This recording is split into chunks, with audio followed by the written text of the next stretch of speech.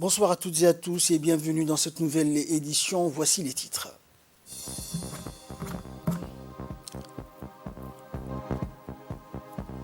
Le ministère de l'Agriculture, en collaboration avec la FAO, a organisé un atelier de formation transfrontalier sur les maladies animales prioritaires dans la région d'Ali Sabié. Et en Somalie, au moins 10 morts dans une attaque à Mogadiscio hier. Bonsoir à tous. Sous l'égide du ministère de l'Agriculture, de l'eau, de la pêche, de l'élevage et des ressources halieutiques et sous la supervision générale du représentant par intérim de l'Organisation des Nations Unies pour l'alimentation et l'agriculture, la FAO, le bureau de la représentation de la FAO à Djibouti a organisé donc durant 2 jours un atelier transfrontalier de formation sur les maladies animales prioritaires dans la salle de conférence de l'hôtel de la Palmeraie d'Ali Sabié. La population des petits ruminants étant considérable et les maladies animales comme la peste des petits ruminants et la pneumonie contagieuse caprine constituent des contraintes à la production, productivité et au commerce des petits ruminants en République de Djibouti et en Éthiopie. Cet atelier vise donc à instaurer une coopération transfrontalière djibouto-éthiopienne efficace dans la lutte contre les maladies animales transfrontalières et à motiver le personnel sur le terrain. Un réel travail, un plan d'action qui inclut des réunions régulières, des réunions ponctuelles. L'atelier qui nous réunit aujourd'hui vise à instaurer une coopération transfrontalière Djibouti-Éthiopie qui sera efficace dans la lutte contre les maladies animales transfrontalières et à motiver les personnels de terrain et les éleveurs sur la vaccination contre la PPR et la PPCC. Mesdames et messieurs, comme vous le savez, les résultats attendus du présent atelier sont l'établissement d'une bonne synergie de lutte contre les maladies animales transfrontalières, la formation d'une équipe mixte, la réalisation d'un très bon partage des informations et d'une bonne collaboration, la vaccination et l'enregistrement des troupeaux d'élevage de chaque côté de la frontière djibouto-éthiopienne. Direction Arta à présent, où l'équipe technique du projet de sauvegarde et de révalorisation des jeux de société traditionnels du ministère de la Jeunesse et de la Culture s'est rendue ce week-end dans les CDC de la région. Cette mission de travail de 24 heures concernait notamment les centres de développement communautaire de 3 sites de la région d'Arta, notamment les CDC du chef-lieu de la région, du village de Wéa et de Damerjoug.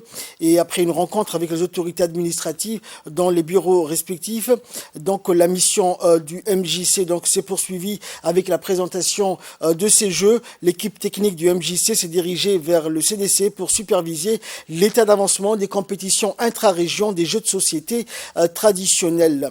Et c'est le sous-directeur régional du MJC et responsable du centre de développement communautaire d'Arta qui a ouvert l'événement en souhaitant donc la bienvenue à tous les participants.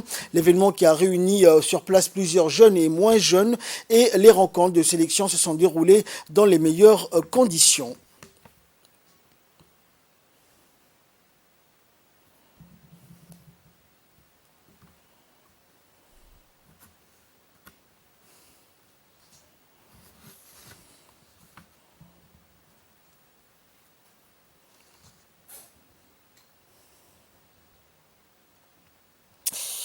Et direction Tadjoura à présent, sous l'égide du secrétariat d'État au sport, l'association de la jeunesse d'Adaïlou a clôturé hier des activités sportives estivales, autrement dit les Jeux d'été. C'est donc par la discipline mère qui est le football que s'est clôturé les activités après un mois de compétition. L'affiche de la finale opposait les 2 poids lourds de la localité, notamment l'équipe d'Adaïlou et celle de Dafénaïtou. Chaque équipe a fait preuve de qualité et devant un parterre d'invités et de supporters au sifflet final, c'est l'équipe d'Adaïlou qui a remporté la rencontre sur un score de 2-0. Et l'événement qui a réuni donc sur place plusieurs hauts responsables du secrétariat d'État et l'association a organisé donc une soirée musicale et culturelle donc pour clore en beauté cet événement. Les différents donc vainqueurs ou acteurs ont été récompensés pour leur performance, leur engagement et leur fair play dont ils ont fait preuve tout au long de ces Jeux.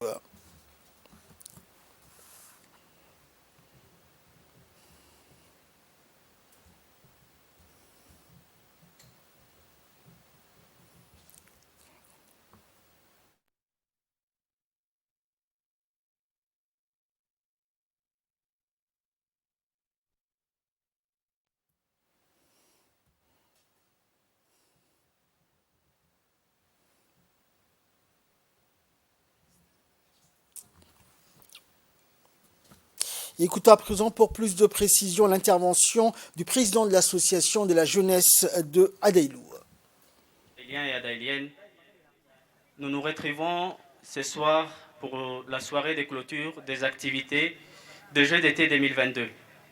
Cette année, les Jeux d'été ont coïncidé avec la 25e édition du tournoi d'été d'Adaïlou. En effet, il faut préciser que le tournoi d'été à Adaïlou a été lancé en 1997. Et ça ne date pas d'aujourd'hui. Et depuis cette année, des générations se sont succédées tour à tour pour organiser chaque été les tournois de football, de volleyball ou d'endurance également. Je tiens ici à remercier le secrétariat d'État chargé des sports pour leur soutien et surtout de nous avoir honorés de leur présence aujourd'hui ici à Adaïlou. Depuis l'année 2016, l'association MJA organise chaque année, chaque été, un tournoi de football. Ce tournoi, particulièrement cette année, a été un grand succès. Et pour cela, je tiens à remercier ici tous les jeunes qui sont présents parce que le tournoi s'est très bien déroulé et c'est grâce à leur participation. Là, je tiens à les féliciter. Je tiens également à féliciter toutes les équipes pour les fair play dont ils ont fait preuve. Mais je tiens également ici à remercier particulièrement notre président d'honneur, Hassan Ali Adab, pour son soutien constant. Je tiens vraiment à les remercier ici ce soir parce que quand on est une association, on a besoin de soutien, surtout des soutiens des cadres du village. Et Hassan est le premier soutien de l'association Amja et je tiens vraiment à les remercier. Et dans les dossiers de cette édition, développement donc rime immanquablement avec infrastructure. L'Afrique regorge d'énormes richesses naturelles et de produits agricoles, mais un handicap majeur bloque le plus souvent l'exploitation de toutes ces richesses. C'est le manque d'infrastructures, une équation que Djibouti a bien étudiée et résolue. Regardez, c'est un document de la rédaction. En matière de développement, la construction d'infrastructures, quelle qu'elle soit, reste indispensable à toute politique de développement et c'est ce qui fait souvent défaut en Afrique. Mais cela devient une condition incontournable dans une économie basée essentiellement sur les services comme la nôtre. C'est pourquoi nous voyons, depuis l'arrivée au pouvoir du président Ismaël Omar Guelleh, la multiplication de constructions d'infrastructures portuaires, aéroportuaires, ferroviaires ou autres. Cela répond à cette logique de doter notre pays d'infrastructures nécessaires à son développement. Une politique qui se poursuit toujours et très visible actuellement à Damerjog, où se construit un autre pôle de développement. Il s'agit du projet Djibouti Damerjog Industrial Development, plus connu sous son acronyme anglais DDID. Placé sous la responsabilité de l'autorité des ports et des zones franches de Djibouti, le DDID figure parmi l'un des plus grands projets entrepris par la République de Djibouti. Il s'agit là d'une expansion des ports et des zones franches de Djibouti. Ce méga-projet comprend la construction d'un nouveau parc de zones industrielles dans la région de Damerjog. Le projet DDID inclut aussi une zone portuaire où il est prévu de créer plus de 20 000 emplois. La période de construction de ce méga-projet est de 15 ans. Commencée en 2008, la première phase s'achèvera en 2023.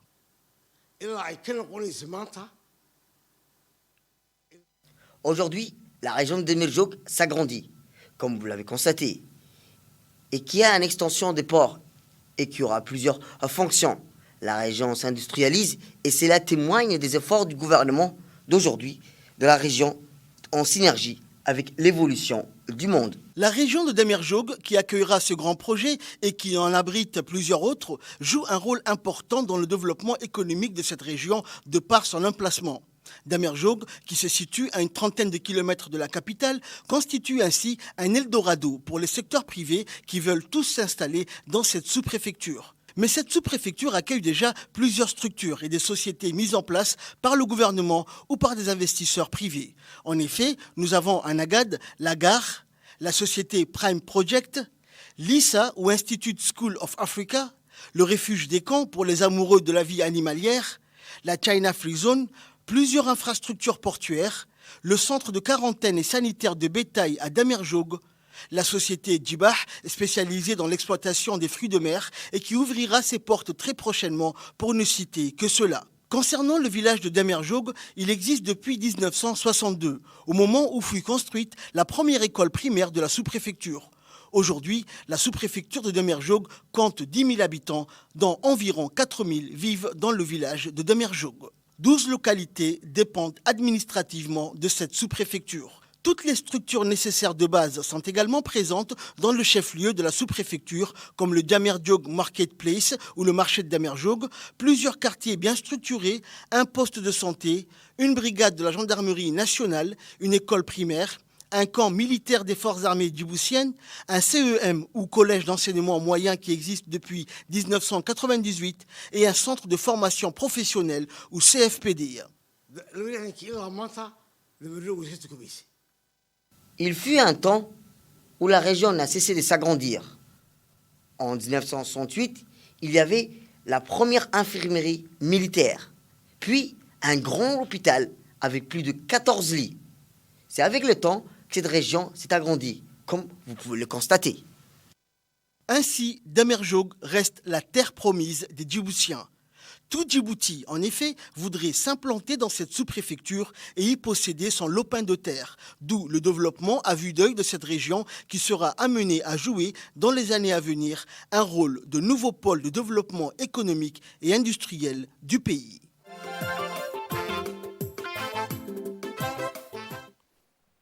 Et après Damerjog, direction la région de l'Unité maintenant, dit qu'il donc suit effectivement ce chemin. Petit à petit, la région, avec la déconcentration, connaît un dynamisme en matière de développement économique et qui contribue également à la création d'emplois. C'est toujours un magazine de la rédaction. L'unité de conditionnement de la société Okar Food Péverage Industrie est implantée à Dikil, dans le sud du pays. La société produit 2 marques phares, Palmarès et Okar. L'eau minérale est extraite à plus de 100 mètres sous terre au cœur de l'oasis millénaire de Cher Madeitou à Dikil. On part d'une bouteille préformée, on chauffe la préforme à 10 degrés, on souffle dans une moule. La matière s'effige instantanément et on obtient la forme de la bouteille. Cette dernière est conviée jusqu'à la remplisseuse sur de convieurs air et stérile. De là, rapidement, les bouteilles passent sur une autre machine qui va leur remplir et leur boucher en ligne. Une fois sorti de la remplisseuse et de la boucheuse, on va directement à l'étiqueuse pour lui mettre une identité et une date. Une fois l'étiquette finie, on va au fardelage. Le fardelage, c'est l'endroit où on va loter, faire le lot de 6 bouteilles. La dernière étape de ce processus est la palettisation qui consiste à emballer les bouteilles dans des cartons. C'est d'ailleurs le premier employeur de la région. Cette usine emploie environ 28 jeunes, tous natifs de cette région. Parmi eux, il y a Barwako Abdi Aden et Nabil Mohamed Abdillahi.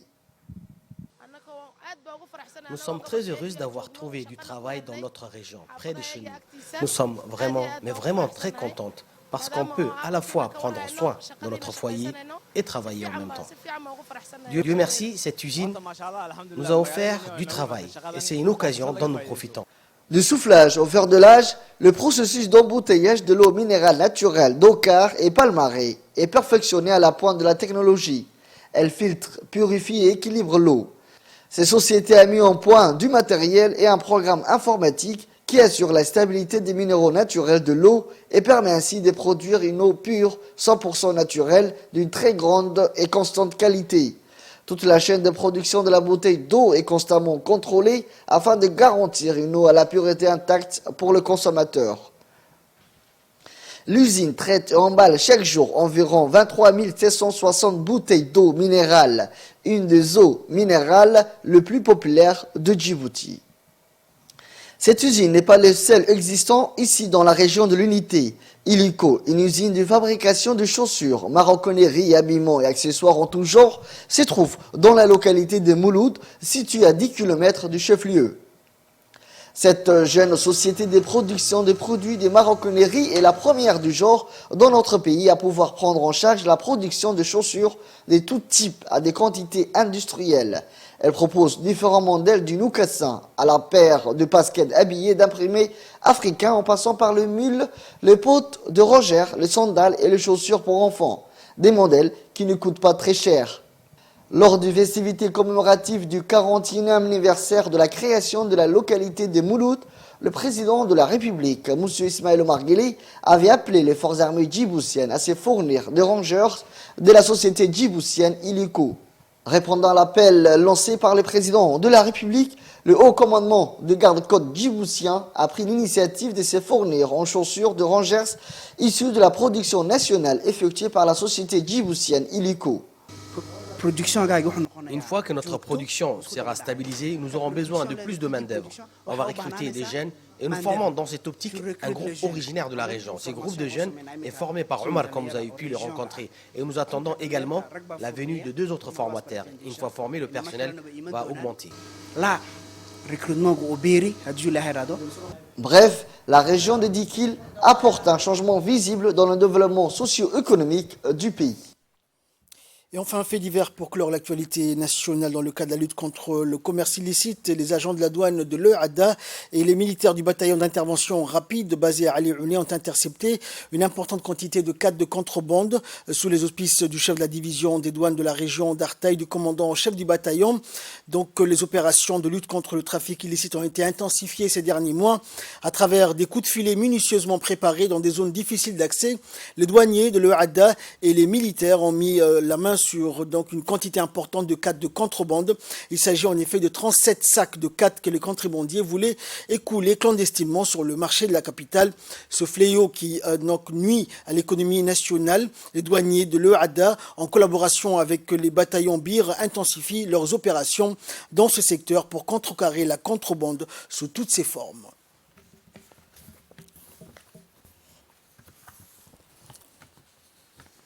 Actualité régionale à présent en Somalie, au moins 10 morts dans une attaque des Chebab à Mogadiscio. 10 personnes ont trouvé la mort lors d'un attentat contre un hôtel situé près du centre de Mogadiscio. Dans la soirée d'hier, les habitants de la capitale ont entendu des fortes explosions dans toute la ville, comme le montrent ces images partagées sur les médias sociaux. D'après les rapports de police, des explosifs ont été déclenchés par les assaillants à l'extérieur de l'hôtel Hayat avant qu'ils n'entrent dans l'établissement et ouvrent le feu. Les forces de sécurité ont engagé une fusillade avec les agresseurs retranchés dans l'immeuble connu pour être fréquenté par des employés du gouvernement. Le groupe Al-Shabaab, donc lié à Al-Qaïda, a revendiqué l'attaque et mercredi, l'armée américaine avait annoncé avoir tué dans une frappe aérienne 13 miliciens Al-Shabaab qui s'attaquaient à des soldats des forces régulières somaliennes dans une zone reculée de la Somalie. C'est la fin de ce journal. Merci à vous de nous avoir suivis.